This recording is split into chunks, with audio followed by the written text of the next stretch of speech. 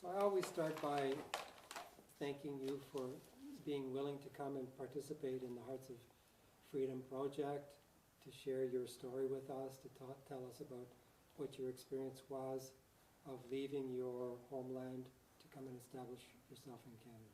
So thank you very much for doing that. It's very You're much welcome. appreciated. So let me begin by asking you your name, please. My name is TOEUN. Okay. And you're his son, obviously? I'm the son, yeah, so my name's TOEUN. Okay. Yeah. So can I ask you where you were born? I was born in Battambang, Cambodia. Okay. Is it anywhere near the capital of Cambodia? No, it's west. It's close to the border of Thai Cambodia. Oh, close to the Thai border. Yeah. Okay. Do you have memories of when you were a child and when you were an adolescent, growing up in Cambodia? Yeah, we have a lot of neighbor, friend, go to school, went to school together.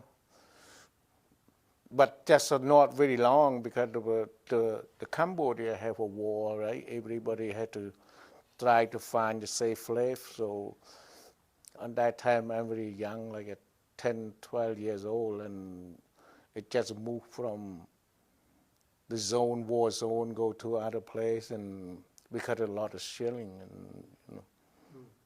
So by the time you were 12 years old, the war had started in Cambodia? Yeah.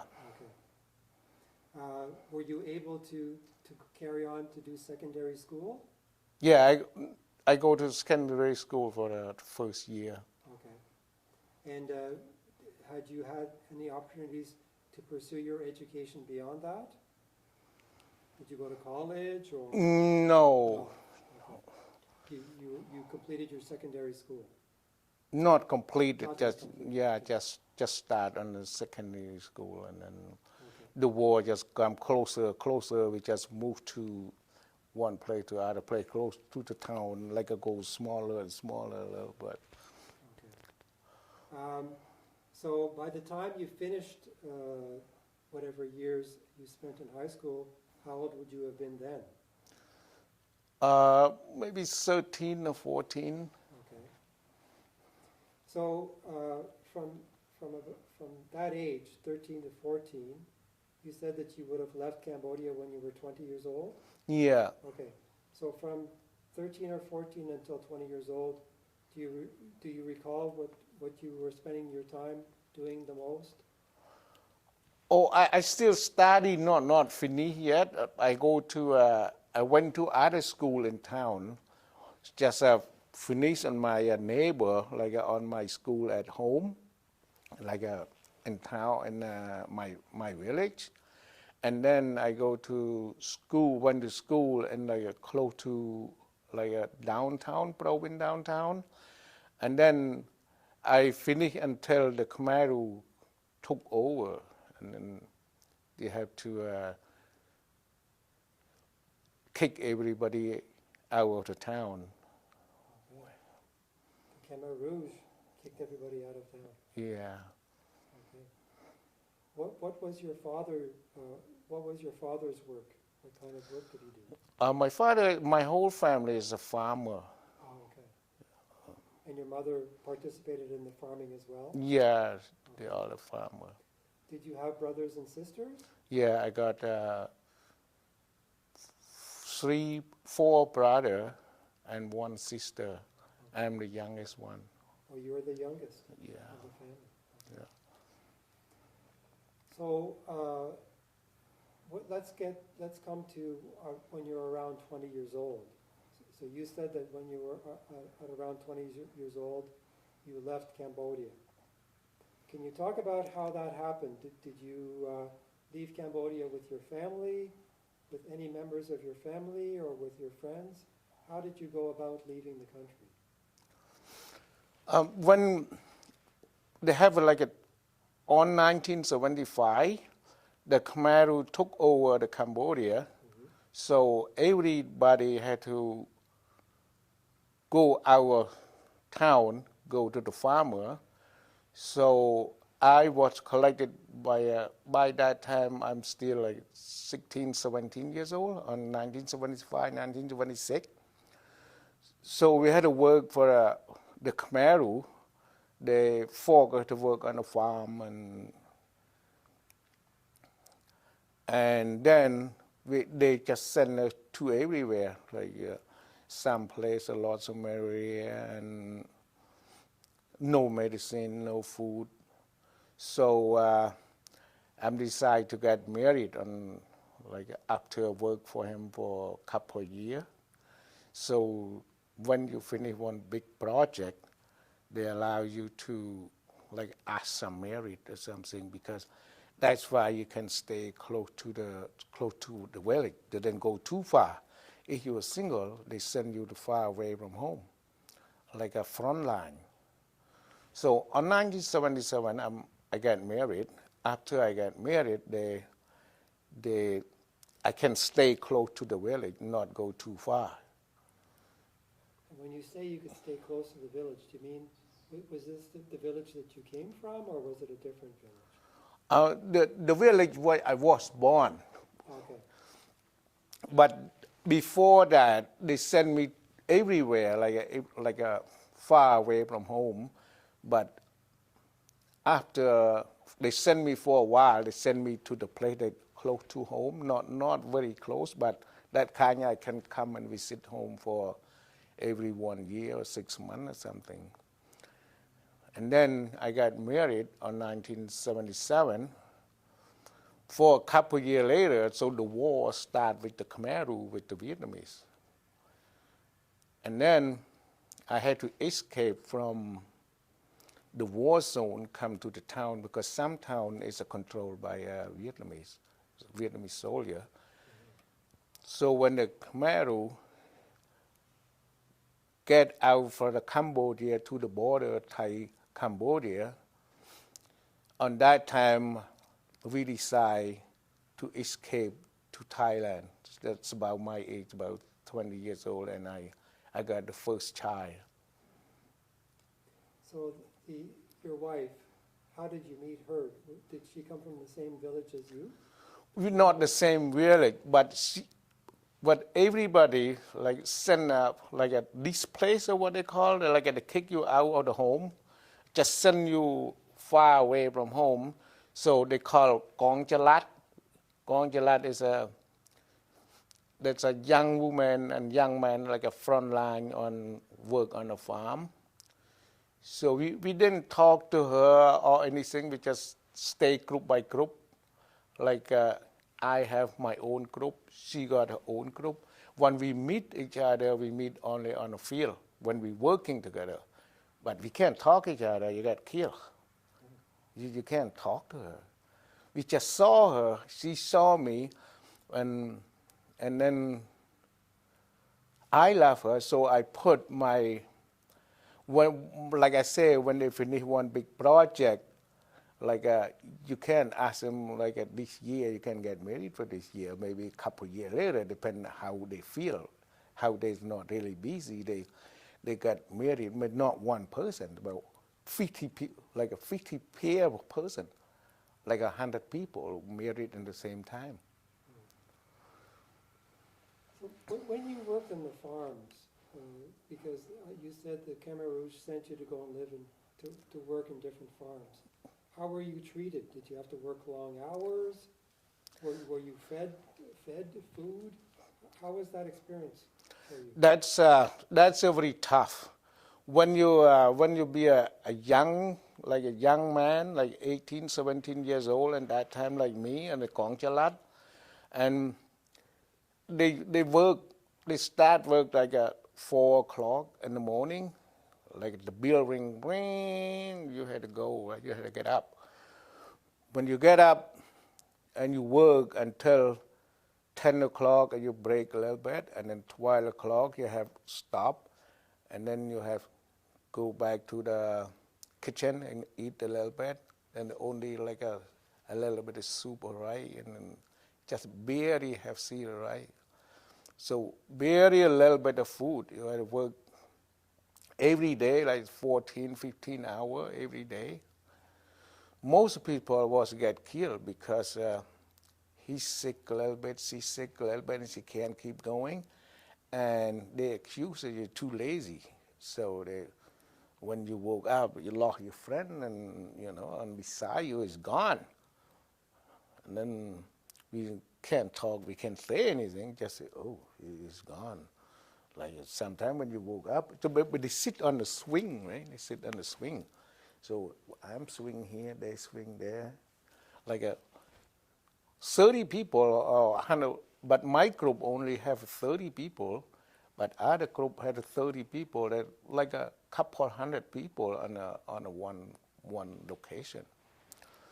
So when the people got tired, got sick, no medicine, no food, they can't get up, can't work. So they won't keep you anymore. They will kill you.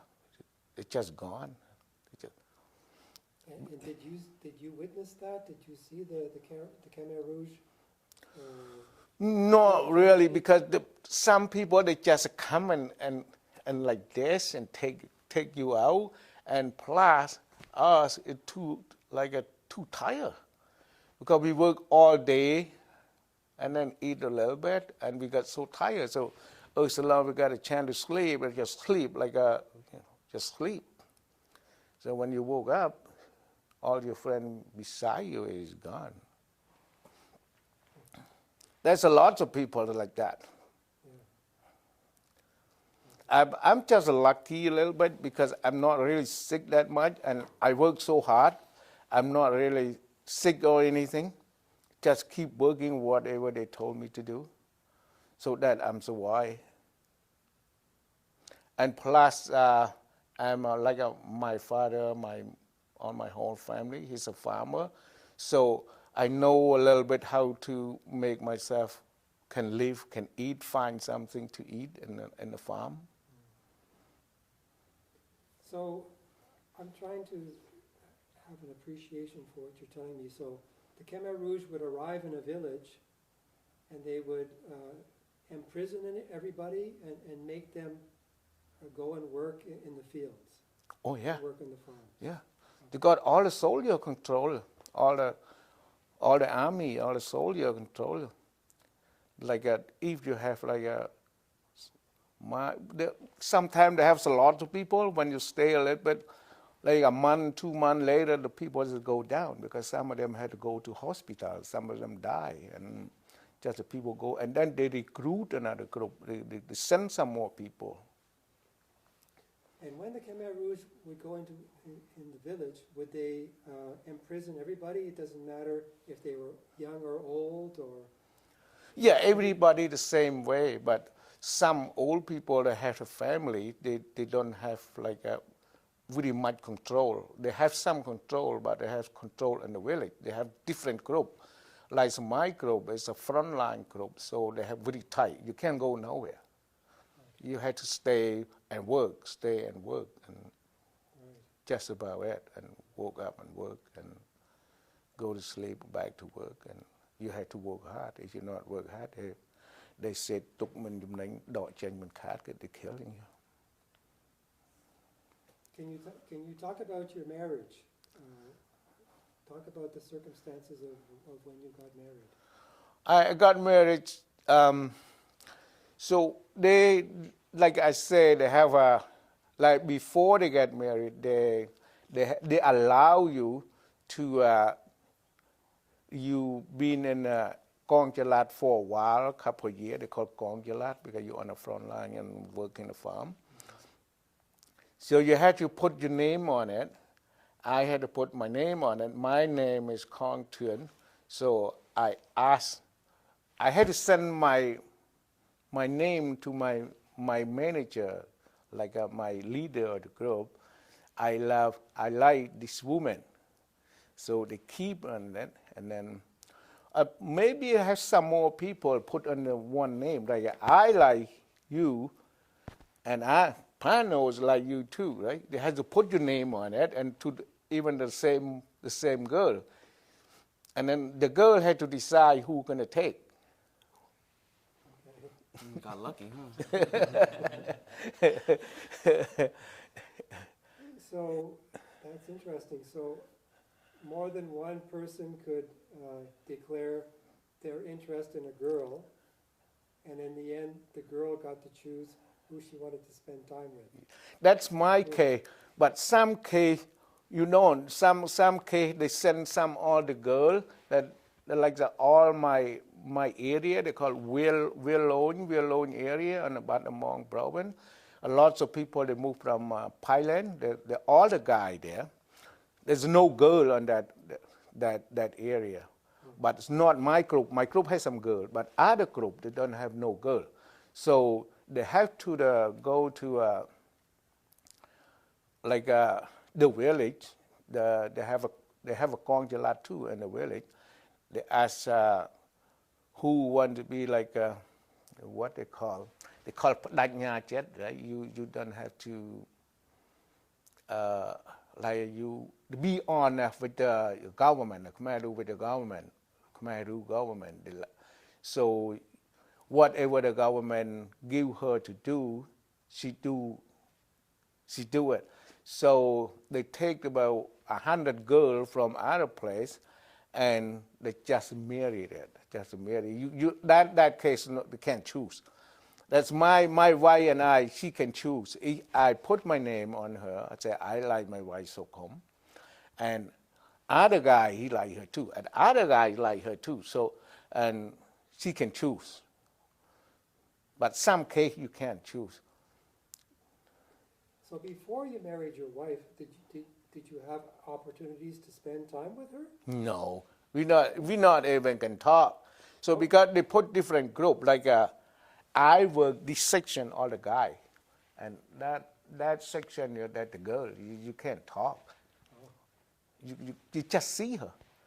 She see me, she know me, but we can't talk each other because that's a very strict rule. If you love each other or you like sleep together, you got killed. Okay. So we can like talk or I don't know what they call it, spend time with her, or nothing. We just see each other. We want to get married, get away from, go too far away from home. If we got married, we can have some time to visit our family and our village. If they send it too far, really scared on some place, like a lot of forest and a lot of malaria, like you can die in the bush, right? So that's why we scared. So your wife chose you, and when she chose you, how did you get married? So they collect all the people that ask for marriage. So we got about 30 people, 30 girls, 30 boys got married at the same time.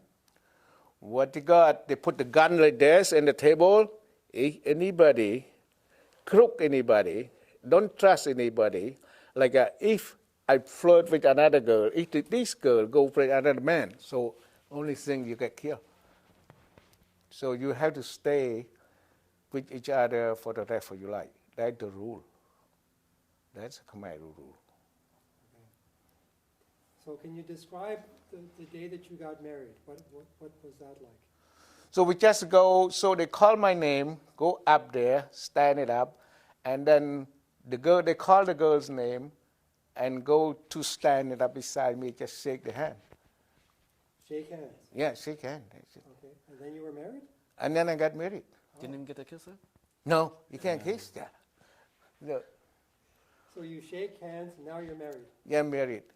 Was there someone there, like some kind of a person to officiate the marriage? Yeah. That's what they call like a local.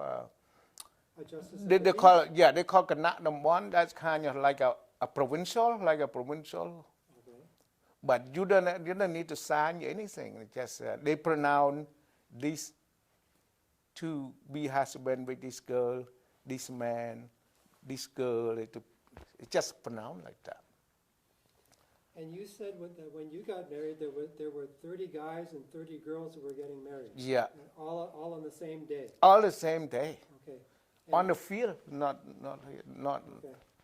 So they put all the guys and the girls together in the field, and they said, "You're all married." Yeah. I mean, Okay.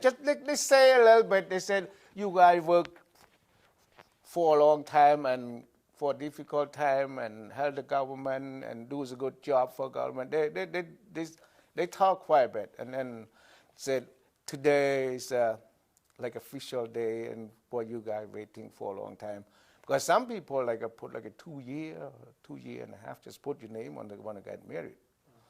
So when they collect all those people, they got married for one time, and they have like a big guy, and if we talk it here like a big guy, they pronounce it. So. Okay, so you get married, and then what happens after that? Did you start living together with your No, I still work on my field, but the girl they send to the farm. They send to they make a small like a cottage for the one family just got married. So I didn't go with her yet. So she went there, but I still work in other farm. But we got married. Okay. But when I finish there, I can go there. But I still work there back and forth, but it's not that far. We can go there now. So you would complete your work day, and then you would go and join your wife? No. No? No. I stay in my area. Oh, okay. But when I go there, I had to ask my supervisor.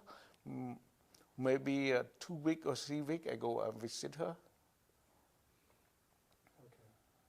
Okay. You said that you left Cambodia when you were 20 years old. Yeah. Okay. And how old was your wife? Do you remember? Oh, my wife, she older than me 1 year, so she's 21. Yeah. So how did that happen? How did you and your wife? I'm assuming that you and your wife left together. Yeah. Okay. So can you talk about how that happened?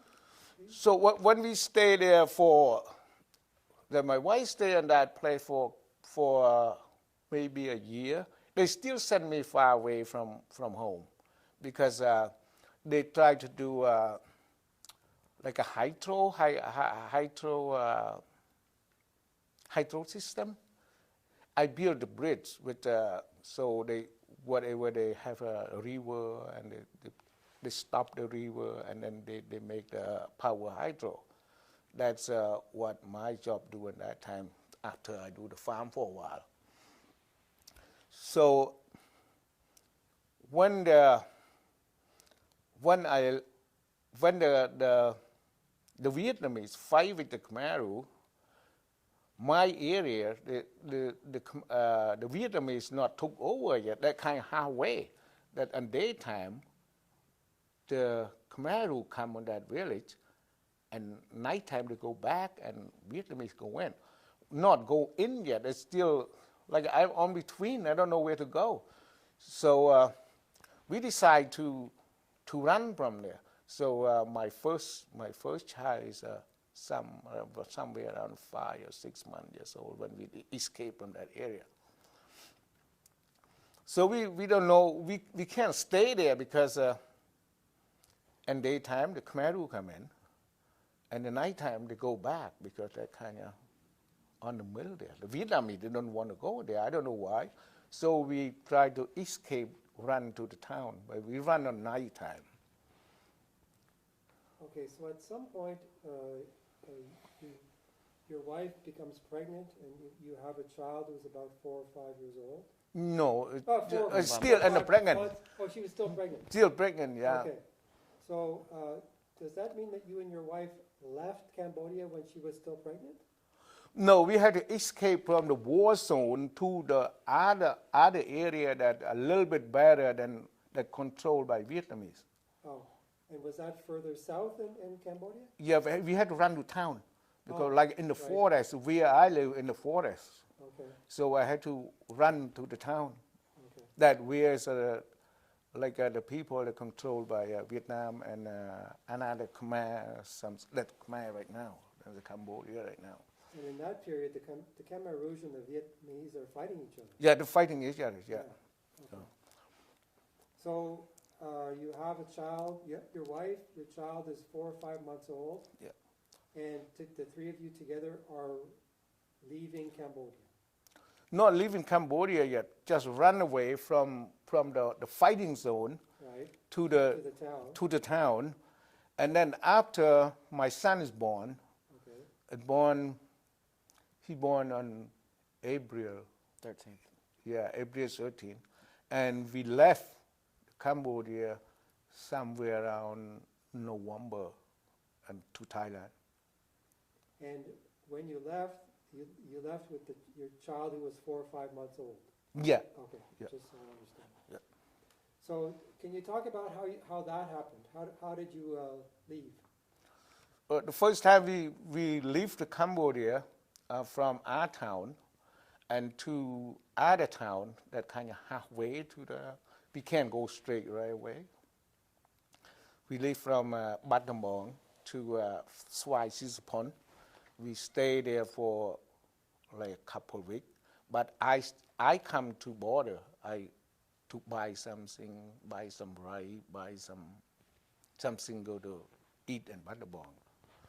Swai Sisapon, we had to walk like one day in, one day out, we go back. So she stayed there for a bit because we had to get out because a lot of soldiers, because like a Cambodia soldier, they support by Vietnam right now, and the Vietnam too. So we had to, if you single, you a little bit easy to run, to escape from the control, right? But when you're a kid, you got a wife, they know you run away from town home, so they don't want you to run away because they know when you run away from town and then you come to the border, there has some soldier, has too many group of soldiers that against them. But at some point you escape, and how did you escape? Did you walk? Yeah, we walk. Yeah, So you walked. yeah. So you were walking south toward Thailand. To Thailand, yeah. Yeah. But you said that when you got to the border of Thailand and Cambodia, you stayed there for a period of time? Yeah, I stayed there for a while. Yeah, Do you remember about how long you stayed there? I stayed there for a couple of years. For a couple of years. Yeah. So can you describe what that was like? Oh, when we stay in the border, that kind of a little bit easy for us because we got some food from United Nations that they know the people that hungry from the war and always run to get some food, some rice from the border. We stay there a little bit and just buy some stuff from Thailand and go and sell there, that kind of buy and sell there, living in there for a bit. And then till 1984, the wars again, so the Vietnamese and the soldier along the border that fight each other, so I had to escape to Karidan. Okay. But I'd like to hear more about what it was like living in that camp. So what did you do every day? For the 2 years that you spent time in that camp, can you tell me about what you did every day? What were the conditions like? Did you have enough food? Did you have a comfortable place to stay? We're not really comfortable place, just make some tent living there. Okay. Day by day. And then we got enough food because we got some rice, some food from UNICEF, United Nations, okay, that they bring to us whatever they like every 2 weeks, every 3 weeks. Mm-hmm. It's not bad. At least we got something to eat. Right. But and then we got some money. We got some money a little bit to buy, because we buy some stuff from Thailand, from Thai people, and then go sell to the people who from Cambodia. They like I buy from him. I go to sell in Cambodia. They can take back home. That make couple bucks a day. That can make for living. Okay. And so did you have money already to be able to do this, or? Oh, we got not much. You just buy a little bit here and then sell it and come back to buy it again and sell it again. It's like or we just carry it, we don't, it's just not like a put in a truck or anything, just what to carry it, whatever we can carry it, like eight, the same as here, rooster, 800 kilogram for rooster, we can carry it and sell it, make a little bit money and buy it again and go sell it again. And make a little bit more money. Well, more money to buy, because we got only rice, but we had to buy some beef, we had to buy some pork, we had to buy some chicken.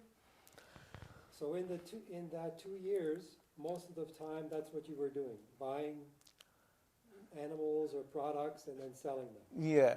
Okay. Uh, Not like that, some clothes, some whatever, anything that Cambodia they need, right? right. Yeah. Anything you could buy. you Yeah, could buy sell. it and sell it to him because the people that from inside town Cambodia, they don't have a connection to the Thai people. They're scared. They don't know who buy it. The same as we are living like a BC here. We live in White Rock. We close to the border. We can buy something from. We know who sells stuff in the state, right?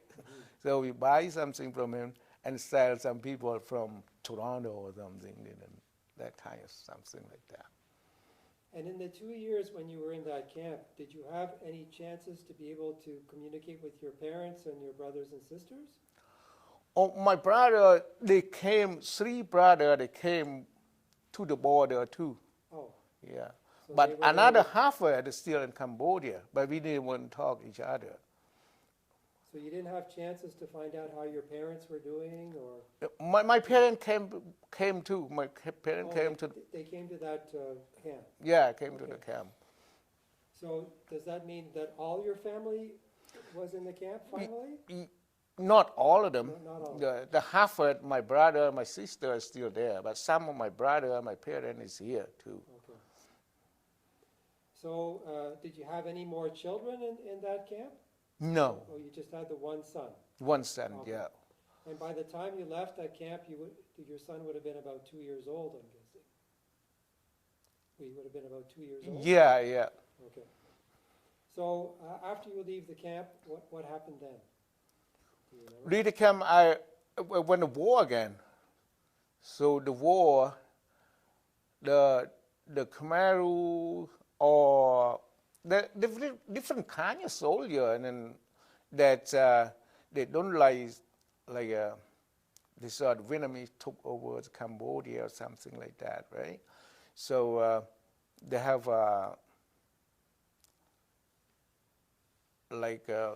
different soldiers. Some soldiers is like a democracy, is what they call democracy soldier. Some of them is Khmer soldier, different. But I never been involved with the soldier. I just live in there. So they fight each other again. So the Vietnamese destroy all the camp along the border. The camp where you were staying? Yeah, the first camp along the border. So they destroy it. So I had to run into Thailand. Okay. Because there's no water there. It's a ground border between Cambodia and Thailand, right? No water land, just no water, like a river. Right. Yeah, no. No, so you just walked across the border into Thailand. Yeah, Okay. And who went with you? Your wife and your family? yeah. Okay. So where did you go from there? And when you left, were you still walking? Were you No, walking we can't walk to the Cavidam camp right away. We had to stay other place. We Right. just moved from the border to, because the Vietnamese, they didn't shoot to Thai territory, so they shoot only the Khmer territory.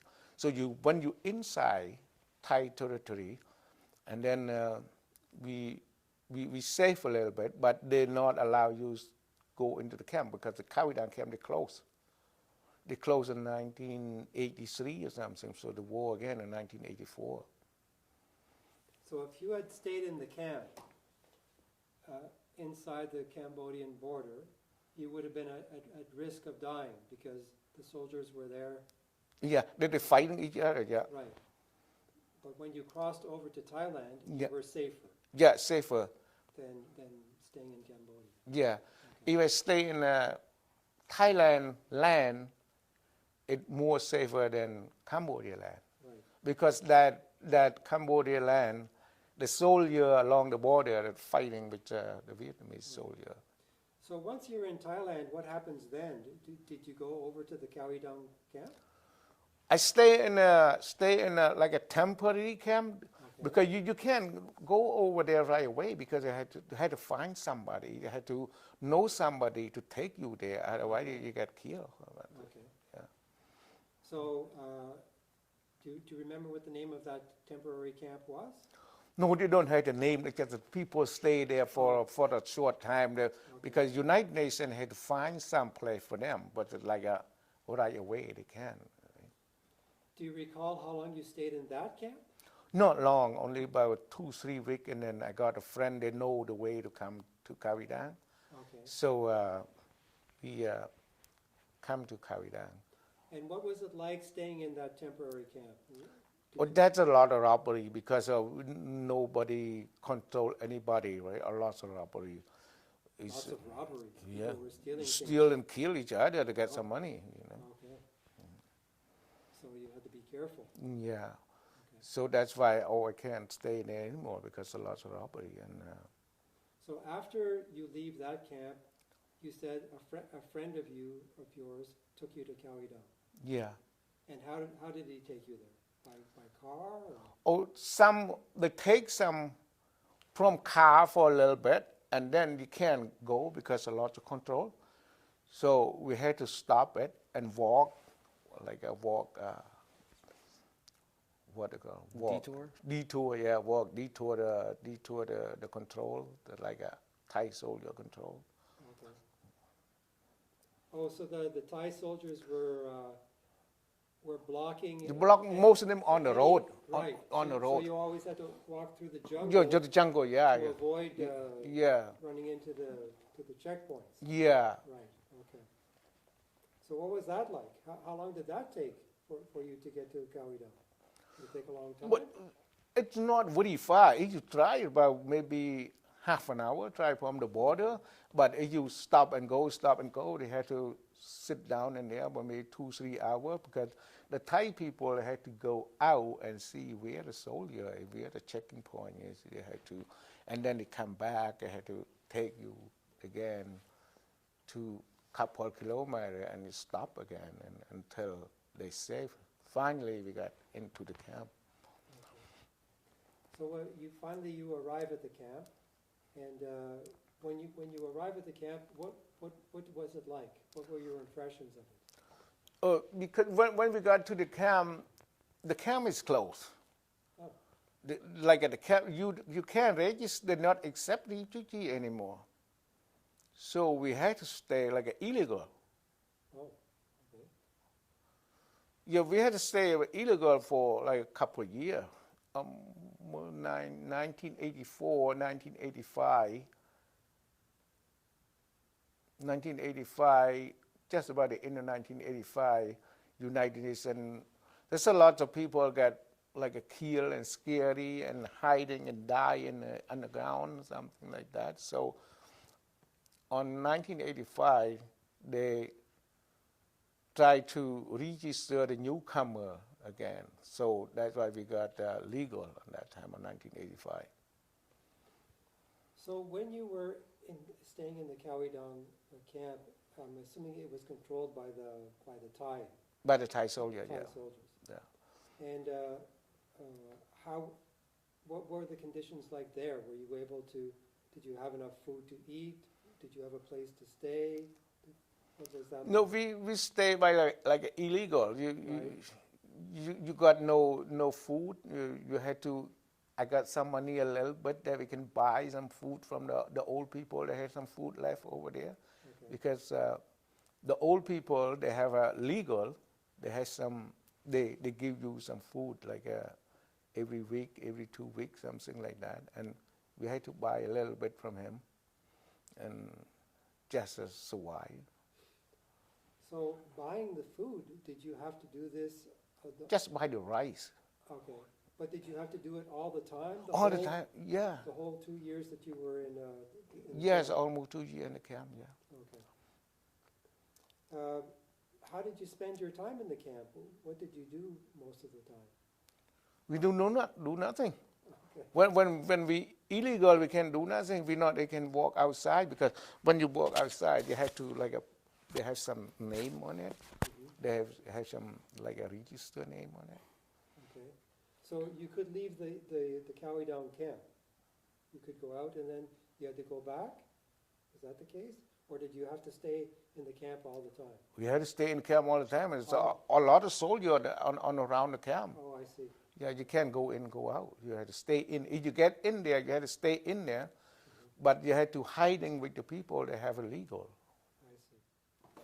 So I'm going to do a short recap. So you tell me that when you're around 17 or 18 years old, you're working in a farm. Your future wife is working on a farm. Finally, you get the chance, you and your wife, you and your girlfriend, to get married, and now she's your wife. And then you're still in Cambodia, and you have a child. Yeah, I have one in hometown, Right. like in Battambang province. Right. After that, you leave the area where you're farming, and you go close to the border between Cambodia and Thailand, and you stay there for a couple of years. Yeah. So while you're in that camp for a couple of years, did you have any other children? Yeah, I got one more girl and another one more girl. So I got two girls in the border. Okay. So was the first child a boy or a girl? The boy. A boy, Yeah. and then two girls. Yeah. So by the time you leave the camp that you stayed in for 2 years, you had 3 kids. More than Boy 2 and 2 years. girls. More than 2 years. Right. Yeah. So 79 to 84. So like a Right. 4 year, 5 year. So it's you and your wife and 3 young children, Yeah. and you head to another temporary camp Yeah. where you spent a short period of time. And then finally, with the help of a friend, you were able to reach Cowie Dong. Yeah. But when you got into Cowie Dong, you were considered an illegal because you entered the camp after it was in the process of being closed. Yes, that's Okay. right. And when you were in the Cowie Dong camp, you were there for how many years was it again? 1984 to until almost the end of 1985. Okay, That's what I got. 1985. That's what I got legal. right, Like almost 2 years for illegal. okay. And I just want to be clear. So when you're in Cowie Dong, you said that some of your brothers and sisters were with you. Yeah, I got another 2 sister-in-law with us. Okay. So Two we got sisters-in-law. sister, my white sister. Right. But where were your parents? Were your parents there? The parent, no. The parent, we can because she old. He can't walk like us, right? He Okay. can't run away like So us. they stayed behind. They stay on the border. They stay on a temporary camp there. Okay. And what about your brothers and sisters? My own brother and sister, Yeah, they stay over there. they stayed in Cambodia also. Yeah, they stay Okay. Cambodia also. So it's you, your wife, your 3 children, Yeah, and your 2 sisters-in-law. yeah. Okay, so now let's begin with when you leave Cowie Dong, where do you go from there? I leave Cavidang, I was accepted by a Canadian government. Okay, so stop, let's back up. So when you're in Cowie Dong, Yeah. did you meet with any immigration officials to decide where it is that you wanted to go? Oh yeah. When we stay in the camp for a while, and then they give you a right to interview with like a United States, Canada, Australia, something like that. But I'm interested in knowing, who did you have interviews with? Did you have an interview with Australia Yeah, and with the United States yeah, and with Canada yeah. and any other countries? No, No, so those 3. yeah. And how did you choose to come to Canada Oh, from the choices that you made? the first time I got some relative in Australia, they sponsor me, Okay. but I wait for a while. They didn't call me. So they almost closed the camp on 1979.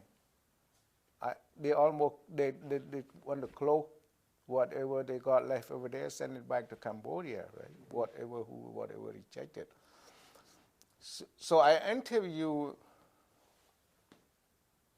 No, I didn't get interview in Australia, but I got sponsor from Australia. That's my uncle there, my cousin over there. But when I was in the camp, I worked with ICRC hospital. Like a lots of people, like lots of foreigners from there, from Canadian, Europe, American, and when they almost closed the camp, they asked me, "Where do you go? The camp is closed soon." I said, I waiting for the Australia. They call me, go to the Australia." And then he said, "You can't wait. You had to apply somewhere. If you wait, you might be sent back to Cambodia." So the Canadian, I couldn't remember his name. He's a doctor there, and he said, "You should apply, go to Canada." And then they have an open selection. If you got five people and your family, you can apply like open selection to Canada. So I'm applied to Canada. So I interviewed it. So they were accepted. Like 2 weeks later, they take me from Kavidang camp to Chonburi camp. Okay. So it was on 1988. So when you say you were interviewed by the Canadian officials, they interviewed you? Yeah. Did they interview your wife and your wife's sisters? No, my wife's sister, they went back to the border because Woody had to take care because she's a young girl, and she like illegal. She went back before we got registered for refugee legal. Okay. Did the Canadian officials interview your wife? Yeah. Okay. So you and your wife On that time, just me, my wife, and my 3 kids. and your 3 kids. Yeah. And how old, do you remember how old you would have been by then? On my interview, How old were you? I'm just about 32, 30, 31, 32, 30 years old, something like that. So in that period, it was about 6 years passed, because you said you were around 25 years old when you were in the border camp. Because you're saying you were 32 by the time you were in Kawidong. Maybe earlier than that, maybe not 32 yet. I was in Kavidang start on 84, right? Right. 84, maybe not 32 yet, maybe 27, something like that. Okay. So so you get accepted by the Canadian officials. Yeah. Okay. And then did they decide that you should go from the Kawidong camp to another refugee camp? Yeah, everybody was accepted by any country. They had to leave Kavidang to the second camp to check all health, check all everything, and like a prepare to go, right? Like you. And how did you go there, by bus or? Yeah, they have a bus, like a Thai bus. They had transfer from camp to another camp. There has a bus like a Greyhound. Right. And do you remember what the name of that other camp was? That's a Chonburi. That's the last camp. Chonburi. Yeah, Chonburi. Yeah. How long did you stay in Chonburi? It's about 6 months. 6 months. Yeah. Okay. So they go there. They just teach you how to use a toilet, how to use the car seat, airplane seat, how to something like that. Something that you use on the way from the camp. And did you have any opportunities to learn English? no, they not learn. We have work there, so we just work, and they don't have very much a school in there because they have everything, school, everything in Kavidang camp to train to like mechanic or welder or sewing, something like that. They have pretty much on the first camp, but second camp, because just a short period, the people are just prepared to. Did you learn anything in the first camp?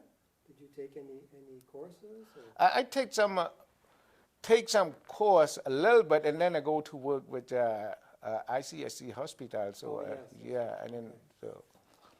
So in the second camp, you were there for 6 months, and you were basically waiting to board a plane to come to Canada. Yeah, that's right. Just waiting for the plane to check all, make sure everybody no health issues or something like that. When you were in that camp, did you have any knowledge of the English language? Well, I know a little bit since I work in the camp because Right. just in the first camps in ICSC hospital. Right. So you had learned a little bit of English. Yeah, I speak English a little bit. And what about your wife? No, No, she just spoke. yeah. Okay. So what did you do for the 6 months that you were in the second camp? I work as like a control all the water in the camp. Like check all the water, make sure all the people had the water. Okay. Because I can speak Thai. I speak Thai, like so. The Thai take me go to work for him. You could speak Cambodian, Thai, and some English. Yeah. Okay. So it was your responsibility to distribute the water. Yes, all the water. Make sure all the water. Take care of everybody in the camp. Okay. Is something wrong? Had to go outside to check all the big bean on the outside and. Right. So how did you find out that it was time to come to Canada? Was your name on a list? Or? Yeah, they put the name on the list. Oh, Yeah, okay. yeah. So I'm assuming that you would check every day to see if your name was there yet or not. Not every day. That like every 2-3 weeks they Okay. put the name on it. Who go where? Who like some go to Australia, some go to Japan, some go to Canada. So they check when the time they post the name on it. You had to go and look at it. Okay. But we already sure we got accepted because when they take you the first camp, they know you're gonna go there. But just a matter of time when you got a health issue or you don't have any problem with your health, really sure you're gonna go. So on the day that you find out you're going to Canada, what happens then? Can you talk about what that experience was like? Oh, we had to wait we had to go like this in like a room like this. They have a plane and waiting for the bus. Okay. Yeah, we go wait there. We got we know about 2 weeks to prepare all the stuff and what that you need, something like that. Okay. So they take from the bus from Chonburi to Bangkok. Okay. Did you have to stay in Bangkok for any period of time? No, it just yeah. Oh, so you arrive in Bangkok, and as soon as you're there, Yeah, it fly just to Canada. yeah. Okay. So you and your wife and your 3 children. Do you remember about how old your children would have been when you boarded the plane to come to Canada? I think the first one maybe 9, Okay. and the second one was 7. Okay. The third one probably 5. Yeah, Okay. because the last one she come kindergarten and when we got here. They were all little kids. Yeah, like yeah. And could any of your little children speak English? No, No, before, they no. just spoke Cambodian. Yeah. Okay. Okay, so you board the plane with your wife and your 3 children, and the plane flew to where? Stop in Vancouver, Vancouver. and then they stop in Calgary, and then they stop in Regina. Okay. So the plane flies directly to Vancouver. Yeah. And how long were you in Vancouver? Not long. It just a couple hours. Oh, so Yeah. by the way, you were boarding another plane Board the to plane go to to Calgary, and now a couple hours in Calgary, and then go to go to Regina. To Regina, Yeah. Saskatchewan. Okay, so it was decided for you by the Canadian officials that you would go to Regina? Yeah, when we were accepted, we don't know where they put us. So we We just want to get out of there, and Yeah, just yeah. want anywhere. We don't mind. As long as we can get out of there, out of camp. So when you arrive in Regina, is it winter time or summertime or? Yeah, it's a bit cold on January 20 in Okay, 1989. so it was cold. Yeah, it's cold. Yeah. Were you prepared for the cold or what was that No, like? no. When we got in Vancouver, they gave us a big boot Okay. and a big jacket, and we thought, what to do with this? We don't know because we stay inside. We not feel like cold or anything, right? Right. We still stay in the airport. You found out pretty quickly why you had to be Yeah, on the coast. when the landing and when we get out from the airport of Regina, and then we have they have some two family from church or something. They call host group. Sponsors. Yeah, they call host group. No, they not sponsor me or anything. Oh, I don't know what they call, but they have two family to welcome me in the airport, Right. and plus have one Cambodia translator. She work like an open door or something. Before we carry on, one of the questions that I think I forgot to ask you was, in the period of transitions when you went from one camp to the other, were you ever in danger of being killed, or were you always worried all the time when you were going from one place to the other of being killed, or? Oh yeah, Yeah. oh yeah. So you were always worried about. Yeah, because of all the gun everywhere, because of all the soldier down there, Okay. like even around the camp, all the soldier. Right.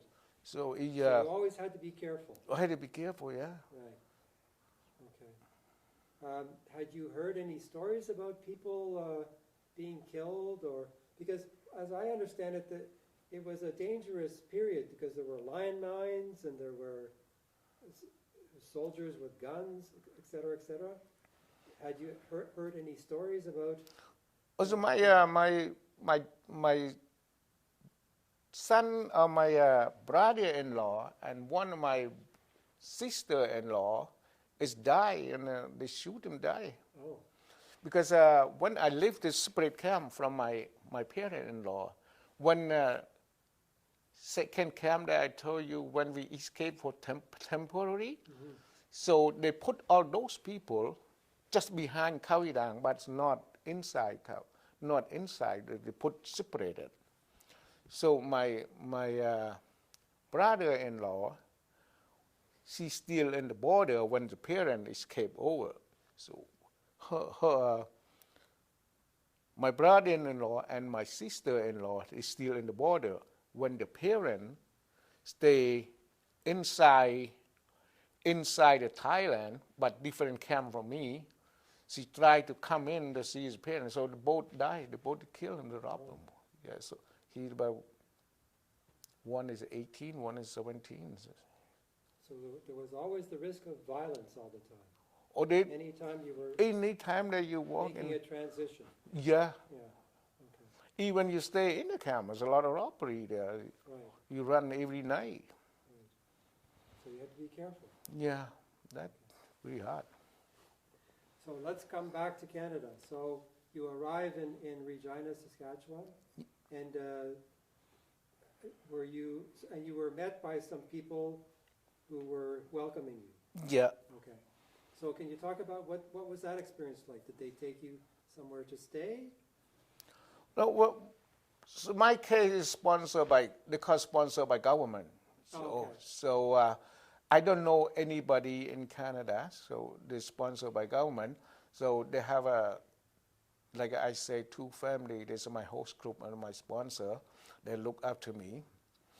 And when we got it the first time, and very hard I was airplane and everybody got sick because we take a long trip, non-stop and air sick. So my wife got sick.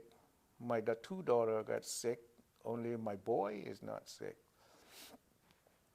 So when they sent me to like a house, but it's not really a hotel, they rent the house for a refugee when they came there to stay there for a couple week, couple day, or maybe a month before they find some place to stay, right?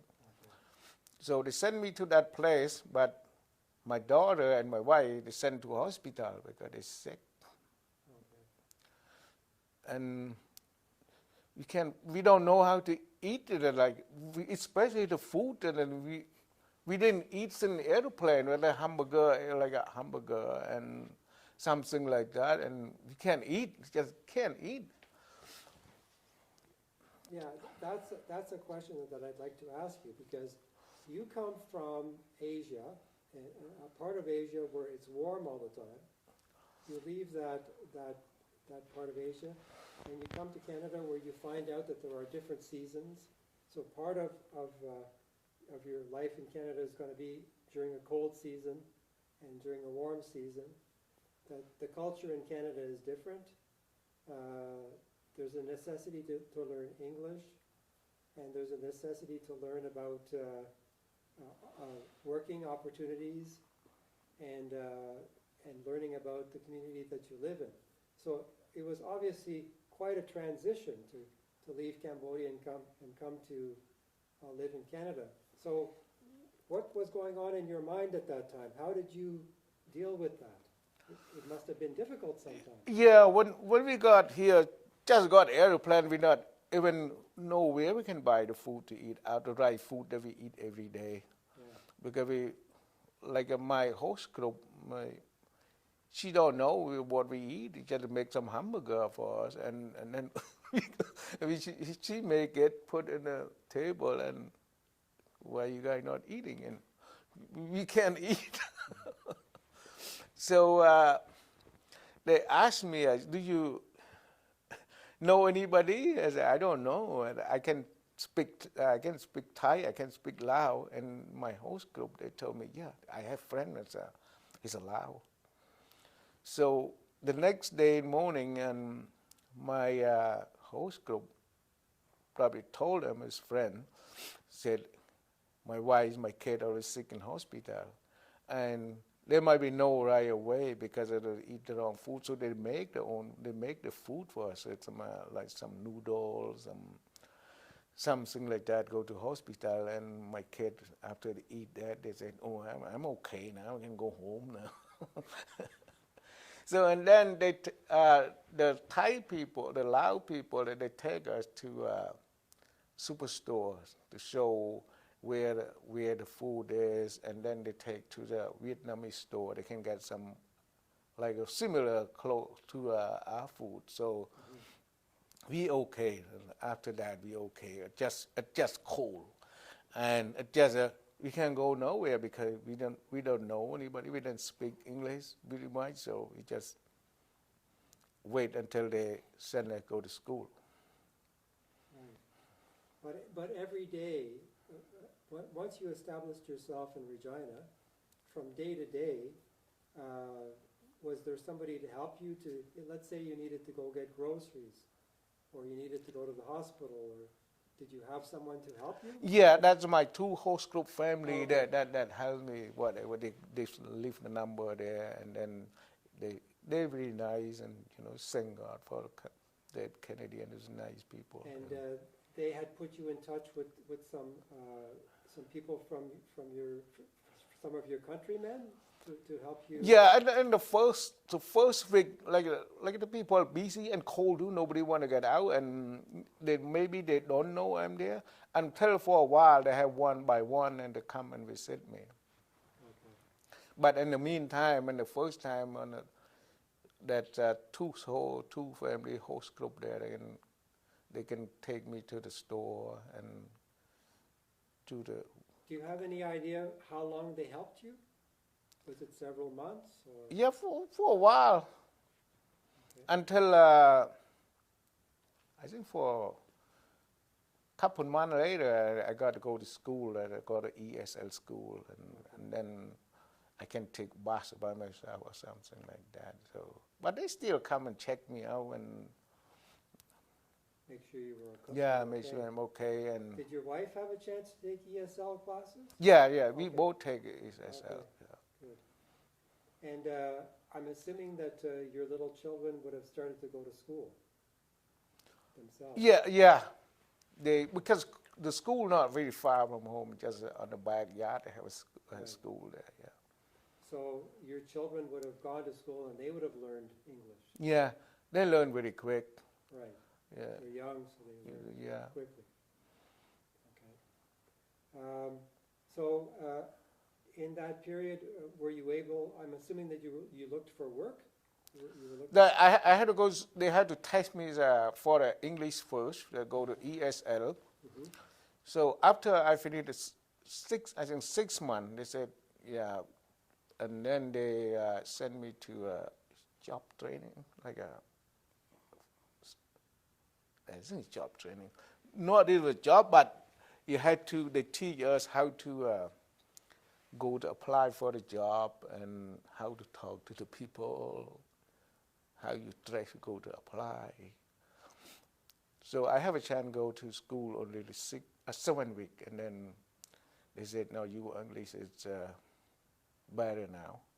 So I go to other program, that is job training or job search or something.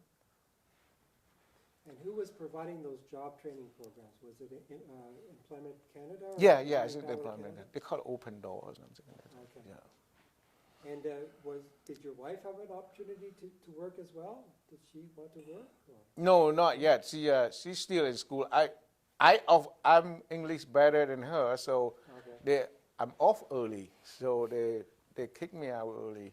So my wife's still in ESL. Okay. So at some point you go through the job training, and did you finally get a job? Yeah, I got my tutor, like what? Tutor, right? Tutors, that's special teacher. They have a tutor. Tutor. Yeah, tutor, right? Yeah. So, and on that open door, have somebody have a volunteer to teach you to go for work, looking for work or something, right? They know somebody or they have experience. Because those people, they have go to China, they go a lot to Asia, so they know. So so that tutor, they help me. So learn with him, he teach us about in here when you go out and 2 week and second week, and then I looking for work. So he take me to Dutch industry in Regina. So the first time they asked me what did I do before when I live in the camp. I said I work in a hospital a little bit, but I can't be here. But I was a welder. I use a welder a little bit in the camp. So they take me to the welding shop, and then I apply it, and then they accept me. So I work there,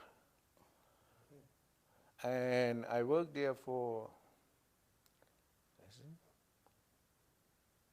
almost 1 year, and they sent me to school as a moose jaw. And during all this time, what's happening with your wife? Did your wife ever have an opportunity to work? No, not yet. Okay. She's still in EIS school, and plus the kid too will take care of the kid too.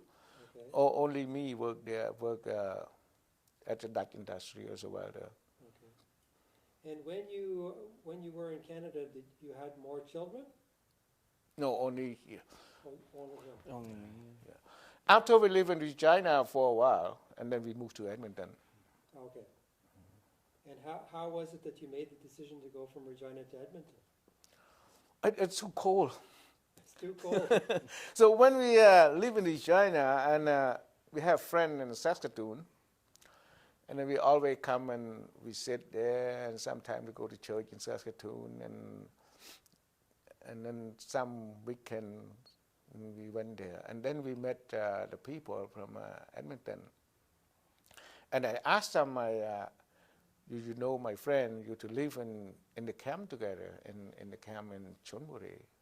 So they know them, so I go and see him there, and then a little bit not cool there, so I decided to move from Regina to Edmonton. And when you say you met some people, who did you meet with? With other Laotians or? No, we had a friend that we live in a camp I together. mean, other Cambodians. Other Cambodia, yeah. Right. So they talked to you about the possibility of going to Edmonton. Yeah, Okay. And you made up your mind. Huh? yeah, maybe, and go there, yeah. Okay. So that means that you would have spent how long in Regina? Do you remember? I think more than a year, because we went there on, we reached China on January, and we moved from Regina from, I guess, July or August or something like that, maybe more than a year, maybe a year and a half. So you leave Regina and you go and establish yourself in Edmonton. And what was that period of transition like? Were you able to establish yourself quickly in Edmonton? Yes, but we know, because like a lot of Cambodia people, it feel like comfortable a little bit easy for us a little bit, Okay. not like a lonely. Right. And plus we got some good friend from the camp together. So was there a Cambodian association in Edmonton? Yeah, there Oh. has, yeah. And you were involved with them? Yeah, we just friend there. Yeah. Okay. So by the time you get to Cambodia, to Edmonton, what's going on with your wife? Did your wife ever have an opportunity to work? Oh, she worked for a bit. She worked in Edmonton for a bit. Okay. Yeah, and then she got this baby, Okay. yeah. But I found a job right away as a welder in Edmonton, yeah. But you eventually ended up in Vancouver. So, like, Edmonton is still cold. So we decided to come to visit in Vancouver. We know some people in here in Vancouver. And so we decided to have a vacation here. Yeah, when we come here in 1992, something like that. Yeah, 92. So it's weirder about it here. So I go back and to take all the stuff, move over here. So so all this time, I'm assuming that you're consulting with people that you know, with Cambodians, with your friends, and someone must have told you about Vancouver. Yeah, we know some people from the home village, or hometown, and live in here. Right. And one person, it's from Saskatoon too. We know him in Saskatoon, but we heard about him move here for like a couple of years ago before us. Okay. So you decide to go and visit Vancouver, Yeah, and you like it very much. yeah, So you decide, okay, we're moving to Vancouver. yeah, Okay. yeah.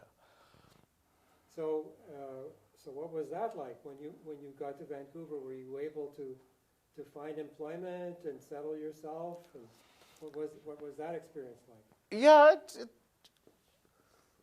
because I work in Edmonton. My boss, he has a friend here, very much the same as the manufacturer. So when I go back, when I finish visit here, I go back to Edmonton. I said, the boss, I want to move to Vancouver. And then he says, you want to move to Vancouver? He said, why you want to go there? They don't want me to come here. And then by the end, they said, okay, I got a friend there. They make the same stuff that you make here. So he gave me the address, he gave me the place, and then I go and see him.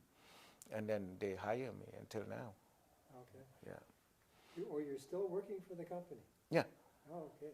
But just different boss. The old boss, they sold the company to his friends that work still. Okay. Yeah.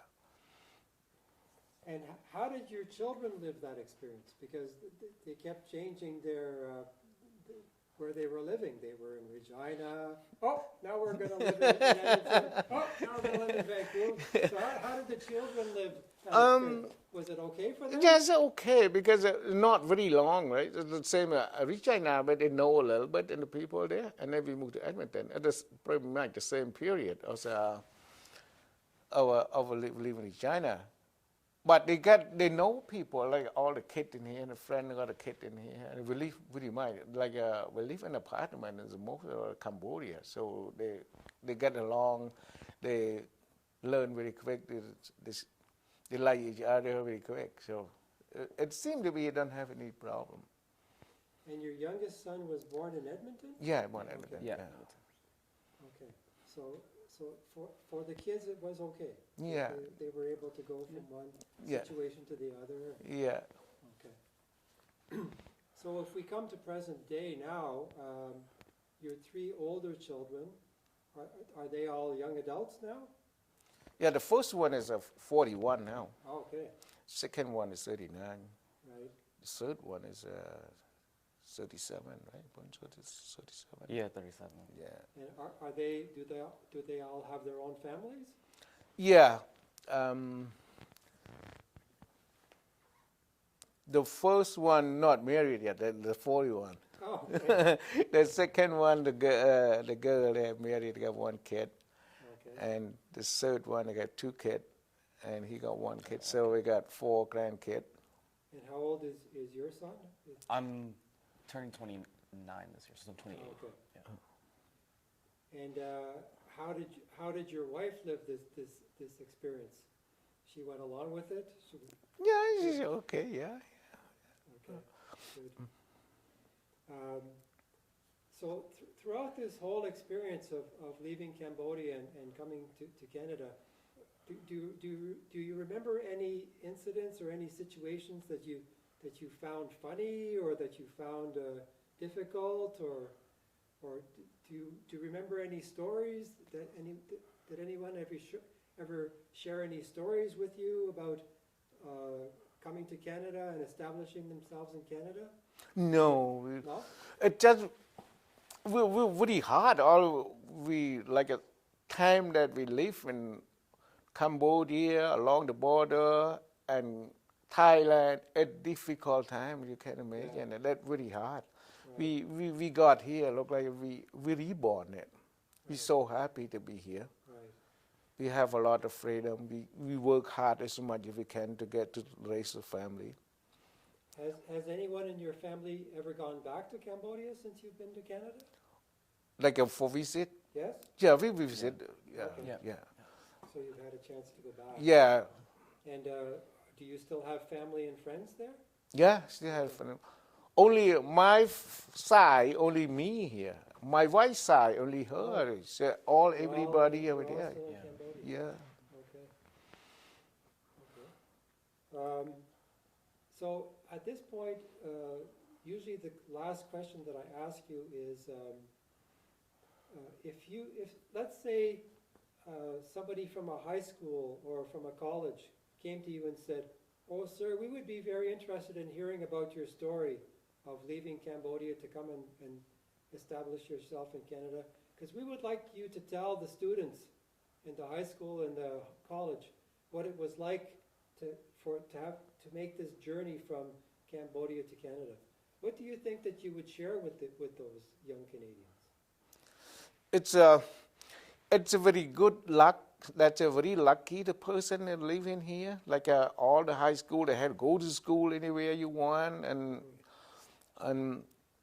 after you finish school, or you can find a job here. And when we've been through a lot, almost half of my life, like at 32 years old to get here, right?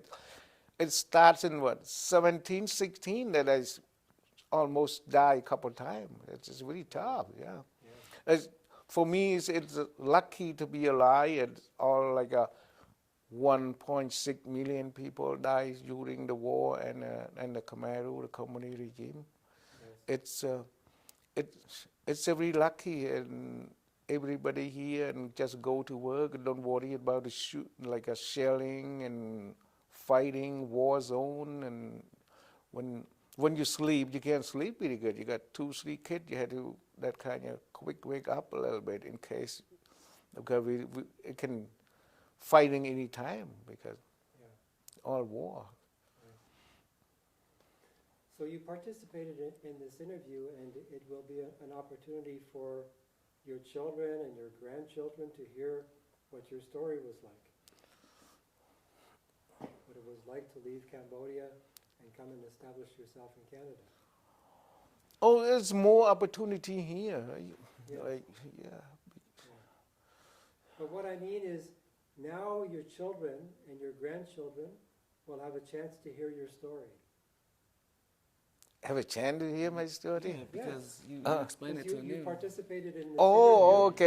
okay, yeah. And we will provide you with the recording at some point. Yeah. You can show it to your children and your grandchildren, and they'll be able to say, wow, this is interesting. All of the experiences that our father had and our mother had to finally leave Cambodia to come and establish themselves in Canada. This was the first time I've ever really heard it in depth, from the time they were in Cambodia all the way down to Thailand and all that, and how my parents actually got married. This is like the most in-depth I've ever heard it, because we don't often speak about it. Like, we do speak about it, but it's never really into depth, because I think it's a time that we just kind of not want to speak about. So just to hear all that, it's kind of been kind of surreal to me. Yeah. Just to hear it, right? Because I've never heard it ever before. Just this, like, timeline-wise and what's everything's happened. So, you know, I'm glad that my dad's done it, so he can pass it down to, you know, to me. I can hear it. My sisters and brothers can hear it. Right. Then even to our kids, right? Right. So imagine that you leave now and you go back home, Yeah. and that you have the opportunity to go and talk to your friends or your family about it. What would you tell them based on what you've heard today? What do you think you'd be interested in telling them? I'd be interested in telling them that, like, we actually really got it good. Like, as far as, you know, I never, like, I'm 28. I never had to go through half of what my dad has gone through. Right. You know what I mean? So to even, like, I can't express it because it's like, it's really weird. It's tough for me, right? But I definitely share that, you know, we are very, very, very lucky to come out of that situation, because there's a lot of people that weren't able to, right? And just to be even with the Canadian government, like, to even be here, like, to be a Canadian, it means something to us, right? Yeah. Are you a close family? Do you always have opportunities for everybody to get together and Yeah. share meals? And Yeah. Yeah. Yeah? Yeah. Good. Okay. Is there anything else that you would like to tell us about your experience? No, just about I tell you pretty much all of it. Okay. Good. Okay. Thanks very much. Okay, thank you.